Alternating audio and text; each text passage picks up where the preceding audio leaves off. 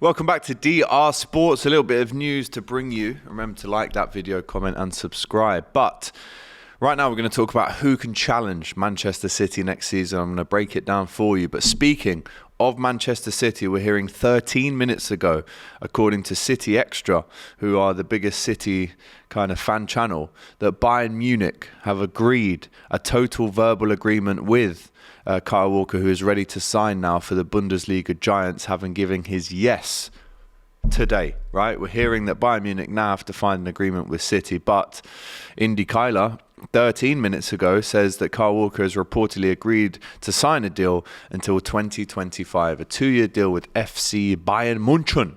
Bayern Munich fans, if you are watching, let us know, how does this change your defensive line going forward next season? We've already seen João Cancelo make that switch. It was a loan move, obviously. He's now got to find a new team, but seemed to be some nice business happening here between City and Bayern. So that's what we're hearing today. The 14 trophy Laden player who have just completed the historic treble with Man City. 6 years ago today, he actually left Tottenham without a major trophy to his name.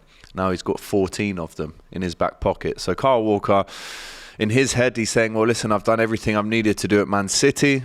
I'm off to go and play football in the Bundesliga. So let us know how this affects Man City. Who do they now go out and get as a right back? Because I can't see João Cancelo coming back at all after what Pep has said about him having to leave. But there you go, big news. Now, speaking of Man City, we're going to stay on them. The $1 million question, or the $100 million, $200 million, $300 million question is who can challenge Manchester City in the Premier League next season, right? They've won 3 leagues in a row. The last one before that was, of course, Liverpool.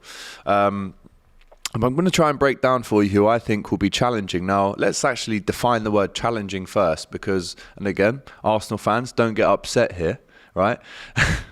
But a challenge can last, what, a quarter of a season, half a season, 3/4 of a season. A real challenge, of course, is going like Liverpool did to the last minute of the season. But if you're asking me who do I think will challenge Manchester City, I'm going to throw 4 teams at you, actually, because again, the Premier League, you just never know what's going to happen. Look at Newcastle, right? They were fighting relegation and now they're in the Champions League. So that proves to me that anything can happen. Now, I'm not necessarily going to add Newcastle into this who can challenge Manchester City list.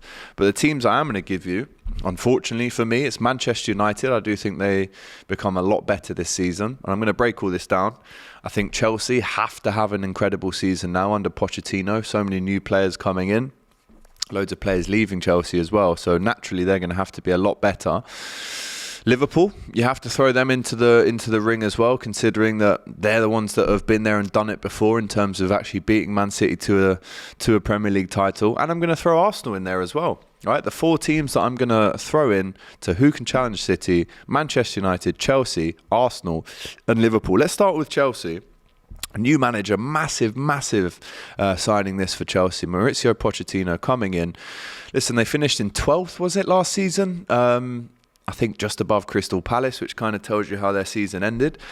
But at the same time, you know, they're going to be hopeful of certainly getting into the top 4. I think if you ask any Chelsea fan, what are your minimum expectations for the next season? It will be getting the top 4. Now, we've seen that Newcastle had a little flirt for a week or 2, maybe even 3 weeks at a push in terms of they were being included in, can they actually go all the way? Title winning conversations. We saw them come in and out very briefly. But Chelsea will be looking to one, get in the top 4. That's a minimum.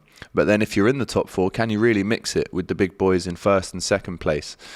So I do think actually in terms of Manchester City having real tough challenges, I actually think maybe in the last 5 years, exception of obviously the Liverpool winning the league and obviously going real close to 2 seasons in a row with Man City in terms of trying to win the league in the last day of the season.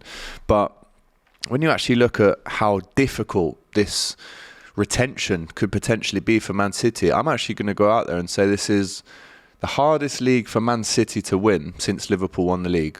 in 2020. And again, 2022, Liverpool was so close. So maybe we'll even count that in as well. But I reckon this is going to be a very, very tough league for Manchester City to win.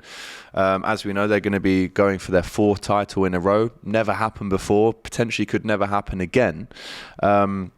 But they've done the treble. They're going to be buoyed by that. They won the league by a big 5 points, which, you know, when you look at how Arsenal were playing, they were 8 points ahead of City. To win the league by 5 points is some achievement. United were 14 points behind Manchester City. They, of course, had that chance to you know, stop them from getting the treble. They couldn't do it. The gap last season between Liverpool and City was massive, if we're honest. It was 35 points, which isn't what Liverpool want to see. It's around about 12 wins difference, isn't it? But I think there's going to be more than one challenger this season. I really do believe that Chelsea will be there or thereabouts in terms of being in that top 4 conversation. I do think Manchester United, with the new goalkeeper, with a new look striker, if they do get one through the door, naturally they're going to be forced to be putting themselves in that conversation as well. And if they're not, if Ten Hag isn't in that conversation come, you know, March, then do Manchester United fans have to actually step back and look real hard about, is Ten Hag the man to actually, you know, take them to that next level and take them to a Premier League title. I mean, some amazing high points in the season last year for Manchester United, but some crushing low points as well. They're going to have to avoid massive defeats to Brighton, Brentford, Liverpool, City. They're going to have to get rid of all of these. These are the things that they have to improve to really step up and be involved in that title race, and not just being a comfortable third, but we're talking about pushing on to second, pushing on to first. So Manchester United or Chelsea, actually, I'm going to ask you at home now, of those 2 teams, who do you think is more likely to challenge Manchester City this season? I would almost say there's 2 brackets to this. I would say in terms of the 4 names, the 4 teams I'm giving you, the top 2, I think, would be Liverpool and Arsenal, and the bottom 2, I'm going to say Manchester United and Chelsea. So that's kind of the bottom tier of the 4 teams that could challenge. Let's move on to the higher tier. Now, Arsenal, listen, the season before last, we were saying, you know, they finished a point off of 4th. I said at the time, buying Odegaard, buying Jesus, buying Zinchenko, that definitely takes you from 5th to 4th. Because let's be honest, no Arsenal fan really expected more or wanted more, or they would have been happy, I should say, with finishing in the top 4 last season. Of course, they went way and beyond that. They finished 5 points off of the treble winners, which is, in a way, on paper, considering the last 2 years before that, is a massive achievement for Arsenal. Now, when you look at what they're adding to their squad this season, what they're actually taking away, a couple of players will be leaving, as we know, but Arsenal are really now looking, and should be looking, to actually go and win the title. Considering they were 5 points off City, listen, we know you have to have an almost perfect season to beat City, right? But 5 points is 2 wins and you've won the league, right? So can Arsenal actually go to the Etihad and win? Can they go to Anfield and win? These are the big questions that we were asking last season, right? Can they actually do that and change from second to first? Now, look at who they're going to bring in this season. Kai Havertz is a massive signing that, whether you like it or not, has been brought in to start games for Arsenal. We're also looking at Declan Rice, maybe even being announced today. Those 2 players alone, and again, there'll be more that come in, right? But those 2 players alone, is that enough to get you that 6 points extra in the season, right? I do think Arsenal will be there or thereabouts. If I'm really honest, I do think it will be Man City, Arsenal and Liverpool really fighting. Again, Liverpool could have a really bad start and be out of the race. So could Arsenal. City generally start fairly poorly and then pick up as the season goes on. But I am confidently saying that Arsenal could easily challenge next year, just like they did this year.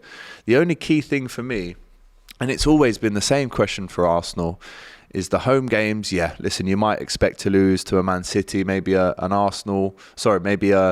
Liverpool at the Emirates, but apart from that, you shouldn't really be losing any games at all. I know Arsenal did really well against Liverpool at the Emirates last season and very narrowly lost to Man City.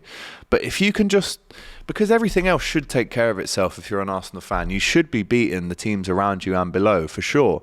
And of course, there were moments after that Liverpool draw last season where they did lose to West Ham. They did go away to Southampton and get a draw, which isn't good enough for Arsenal at that period of the season. But can they just twitch? Can they just put that switch on and really take their mentality up a level and go to these big places and win. Because let's face it, if they beat Liverpool at Anfield, if they went to an Etihad and won, they would have won the league. So naturally, I'm having Arsenal in this conversation as well. I do think they can and will challenge City again for the title next season. But listen, I can't not have Liverpool in there as well. When you look at last season, everyone was talking about the 7th season curse of Klopp. The funny thing is, no one's actually talking about the 8th season and what he could deliver in that season, right? We've already brought in Alexis McAllister, Dominic Szoboszlai, and again, we could be bringing in yet another midfielder and a centre-back. Firmino's left, Milner's left. Again, these guys have won the Premier League. They've got so many years of experience. We could be seeing Henderson and Fabinho go to the Saudi League as well, which does worry me, right? Because again, you're linked with the Lavias, the Gravenbergs, the Tchouaménis, potentially the Gabriel Vegas. Are these the guys that are really going to take you into a title charge? I think you need some experience. You can't let it all go, because at the end of the day, that experience from Henderson, from Fabinho, from Milner, from the Ox, from Keita even, there's 5 midfielders I've named you. They have all won a Premier League and a Champions League with Liverpool, every single one of them. So can you afford to take out that much experience and replace it with the new shiny toy that might be really good in 2 or 3 years, but we need a title challenge now? Is Lavia, for example, someone who's played 19 games, really good enough to take Liverpool into this title charge next season? But it all depends on the start. Liverpool ended really well last year, but we were essentially out of the title race before it had even begun. I mean, I'm talking September. Liverpool were well out of the title race. So depending on the start, and because Liverpool have been there and done it before, because of Klopp, because of the new rebuild, Szoboszlai, McAllister, we've got a fit Luis Diaz, we've got Salah, potentially might even be the captain next season. How does he react to that? I think you have to say Liverpool are going to go again. You have to say they're going to be better than they were last season. And you have to say, out of all those teams that I've just mentioned, Liverpool have challenged City the most. In the last 5 years, we've won a league and challenged them twice on the final day of the season. No other team can say that they've done that, right? As I cheekily mentioned at the start, Arsenal challenged for maybe 75% of the season. And I'm talking about real challenges here. So listen, Liverpool could challenge. You know, Man City, they're going to be looking to win their 4th league in a row. Chelsea, Manchester United, where do they finish up? And of course, Arsenal as well. So that's the question I'm asking you. Who challenges the most for Manchester City to take this title away from the blue side of Manchester finally? Or will City win it again? Or will there be no challengers? Everything I've spoken about could be a load of rubbish and they just walk the league again, right? That's the question I'm asking you. Just to round it off again, Kyle Walker allegedly agreeing a deal to go to Bayern Munich. And I'm asking you, who will challenge City the most next season? Massively looking forward to the new season here on DR Sports. Make sure you like, comment and subscribe. Get down in the comments and let me know your thoughts on this video. But until tomorrow, take care. We'll see you then.